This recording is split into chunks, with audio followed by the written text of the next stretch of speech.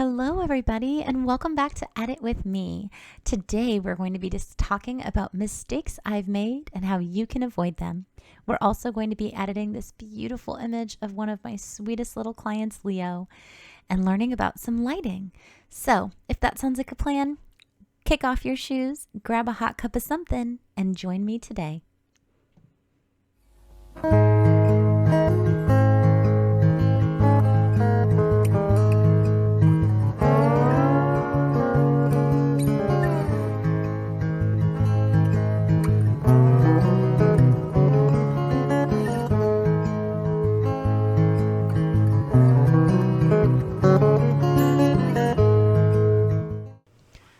Welcome back, everybody. It is the start of a brand new year, and I am so excited to be here with you. I have so many huge plans for 2022 for the channel, for you guys, and I took some time off and worked on Instagram. So we now have an Instagram. I will flash it up on the screen for you. I would love if you would come and join us there. I do daily posts and post whenever a new video is up, so you won't miss it. As always, if you're enjoying our little community and just editing along with me, and you feel like it really would help some of your friends discover their own path and their own journey, I would love it if you would share this on social media, tag me, so that we can spread our community. That's one of my goals for 2022, is to make this a big, wonderful, involved community with photographers of all walks that are encouraging each other, helping each other grow and make their lives beautiful. So without further ado, let's get into our session today. We are going to be discussing mistakes I made in my first couple years of business and how you might avoid them. We're also going to be editing this image of Leo. I'm going to show you a few different tips and tricks for taking out little upset sissies and things like that. So I hope that you are ready to go. We are going to begin, as always, in Lightroom. And I've gotten a lot of comments lately about why these are not step-by-step. If you are needing a step-by-step editing, I did do one on Lightroom for beginners. So if that's something interesting for you, you can kind of see my process, and I explain, my process throughout that one. But the whole point of these videos is not instruction, it's encouragement. It's basically listening to encouraging things for your heart while having something to watch. So if at any point you feel like I'm going a little bit too fast or something like that, go ahead and rewatch the video, comment for help, feel free to reach out and email me and I can explain further. But my goal is not to teach you a way to do things. It's to help you think about things in a different way. So let's dive into this image. I am actually going to be using a preset for this one. You know me, I think it's very important that you know how to edit from scratch, but also there are times where presets can help with your workflow. They can help keep you consistent. They can help marry a bunch of images, and that's actually going to be one of our upcoming videos. I'm going to show you how to keep consistency throughout a session while you're editing, even when there's different lighting and different backdrops and things like that. So that's coming up down the pike quickly. All right, I'm going to be working in my Luminous presets here today, and we are actually going to be working, I believe, on Earthy. Yes, ma'am. That is one of my favorite ones. I just love how rich everything turns out with Earthy. All right, so we're going to apply that first and come all the way down here and start making our Kelly adjustments. Those of you that have been around a long time, you know these probably already. They don't very often, depending on the presets I'm working with. So while I'm doing my little adjustments here, before we get into anything really serious, I'm going to start with a quote for you guys. I love this quote, and it is about making mistakes. It is by John C. Maxwell. And listen to how he speaks about mistakes here. You must be big enough to admit your mistakes, smart enough to learn from them, and strong enough to correct them.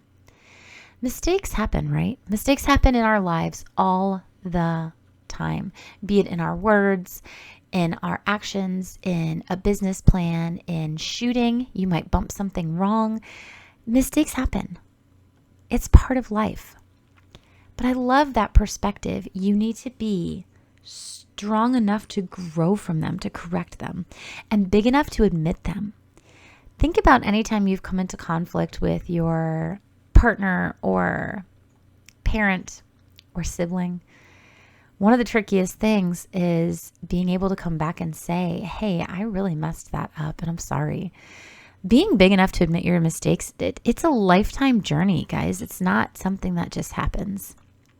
And I totally have spent a lot of time in my business learning from my own mistakes, things I've done wrong, things I wish I could have changed, things that I look back and I do change. And we're going to talk about some of those today. Before I do that, though, I've got 6/7, we'll see, but I've got 6 of them to share with you and how you might be able to avoid those. But I'm going to kind of dive in here to the artistic stuff. I've gotten all the simple things done. There are some things I'd like to correct, like I'd like to take unhappy sissy out of here. I'd like to clean up the sign. I'd like to add back in my blue sky, as well as really play up this magical lighting here. So while we're talking about our mistakes, that's kind of what I'm going to be doing here. I'm going to be doing a linear gradient, a radial filter, and then we'll take it into Photoshop. So mistake number 1 is starting with a free website. When I started off, I thought I had to have a website. Everybody said, you need a website. That's how people are going to find you. And I do agree. I do agree heavily. However, please don't start with a cheap one. The problem with those cheap or free websites is that they don't have the features that you need to really entice clients. They have templates, which is nice, I suppose. It's easy if you don't know what you're doing right away, but people can always tell that you're using a cheap or free website.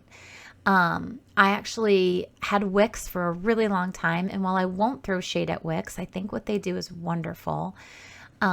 I did not have the features that I wanted to, and it wasn't until a couple years in where I was bumping up against frustrations that I finally changed, and now I use Squarespace, which has pretty much everything you want, and it's super easy to edit in. So that's my first mistake, is using a free or very cheap website with no flexibility or ability to change and grow with you. That's my first mistake.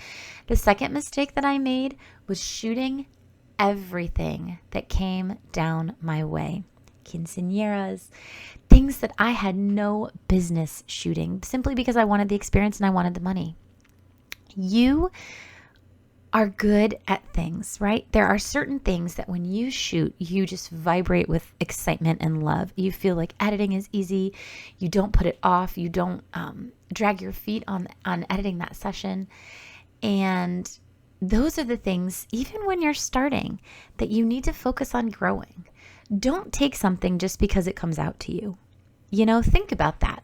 Think about a chef at a restaurant. He decides to open a restaurant, right?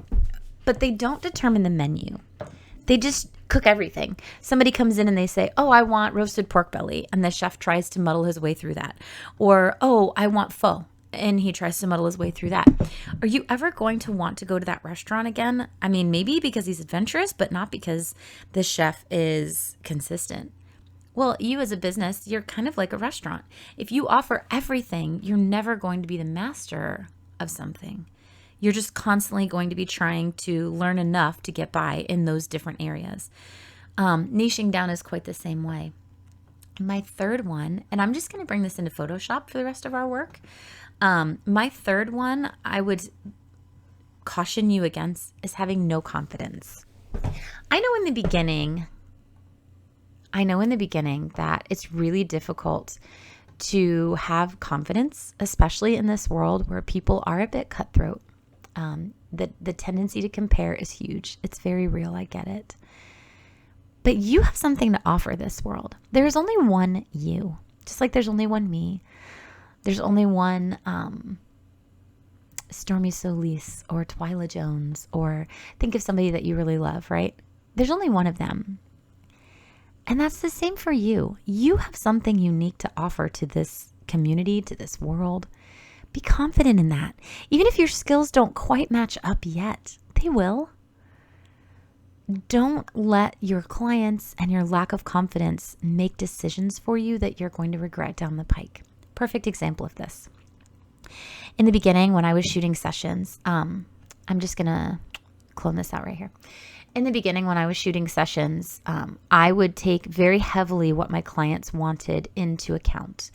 And I found out that by doing that, because I would, in the session, I'd say, okay, what did you want? Did you want this one? Do you like this pose?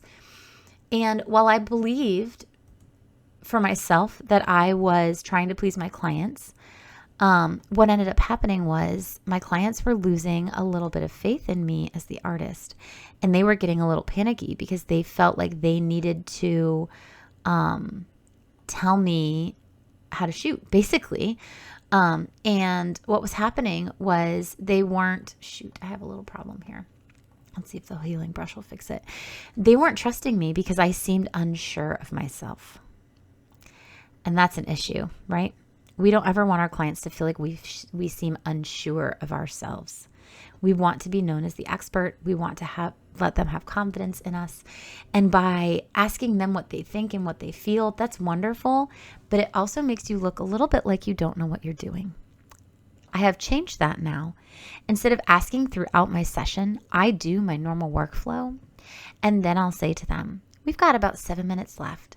What did we not shoot that you really, really, really want us to? And by doing that, that puts them in the seat, but it also looks like I've already done what I needed to do. Now I'm ready to entertain what you want.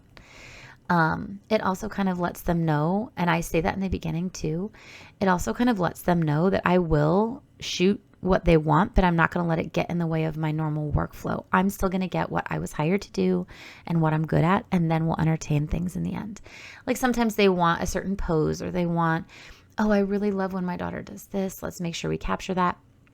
I always save it until the end and make sure that we get it. So, okay, I'm just going ahead and cleaning up a little bit of this sand. Now, if you are a seasoned editor, you know that this process can take forever.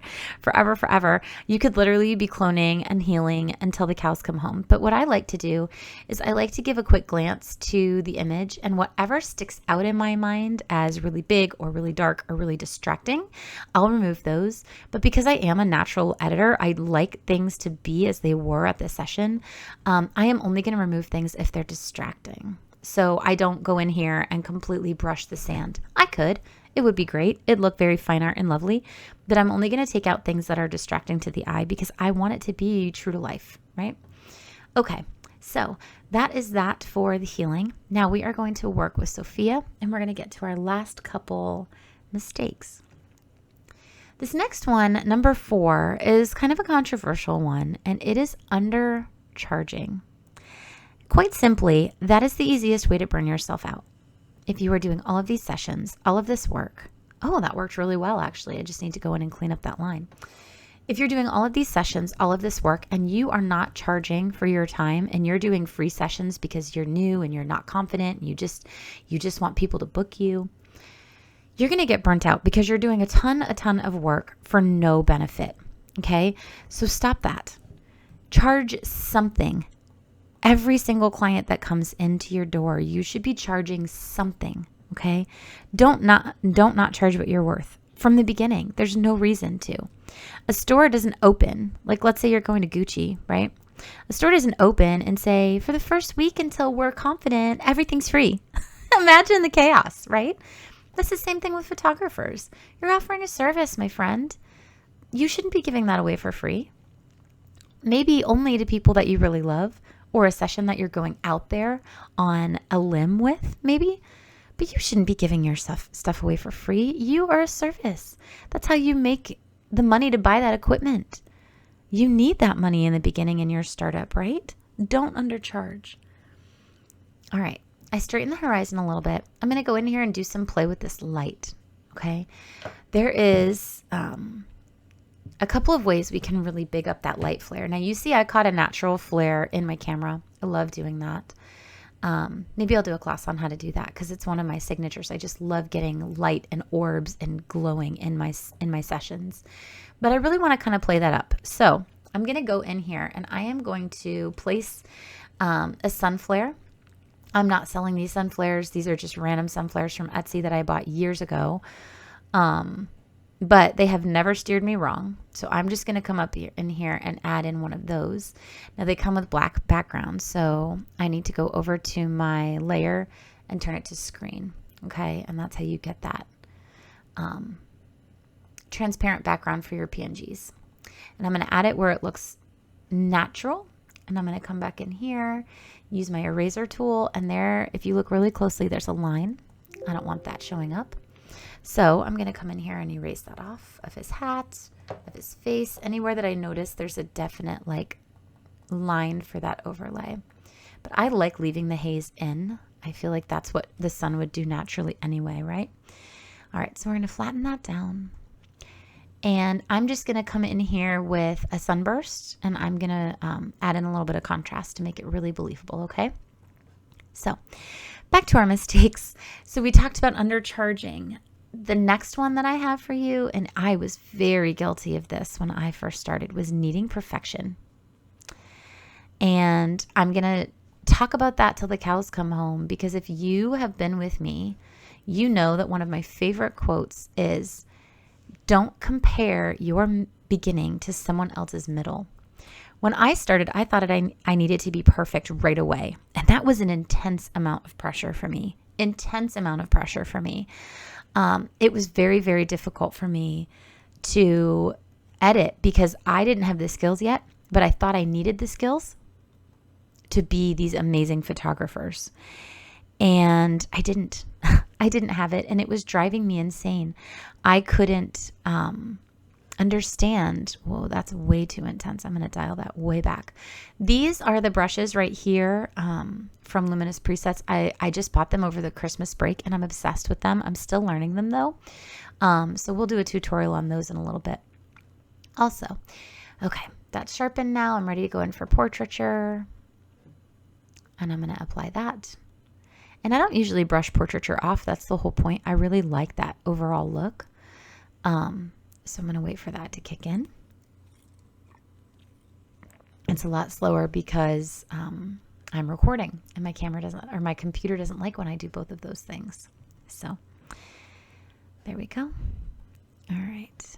I'm going to add a little bit of sharpening onto my little buddy here. Really make him pop out of the frame. Okay, and I am going to call that done and dusted, my friends. I am just going to save that, close it, open it back up in Lightroom, and see what we got here.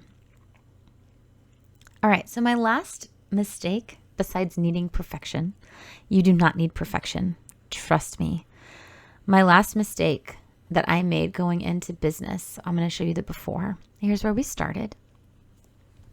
And here's our final. Before and after. My last mistake was comparing myself. And we kind of already talked about that. But there's only one you. Don't compare yourself. That makes it feel so cheap. It ruins your joy. Puts you in the doldrums. There's only one you. You have the message that you want to spread. You have the talent that you possess. Go out and give it everything you've got for you, not for those photographers you see on Instagram. Okay? I thank you for spending time with me today. I hope it was beneficial. I know we blitzed through that edit, but I wanted to talk about those mistakes and hopefully keep you from making them as well. I have enjoyed our time together. And as always, don't forget, you are loved. You are worthy. You are so valuable, my friend, and the world needs your lens. Don't forget to join me on Instagram. Have a great day.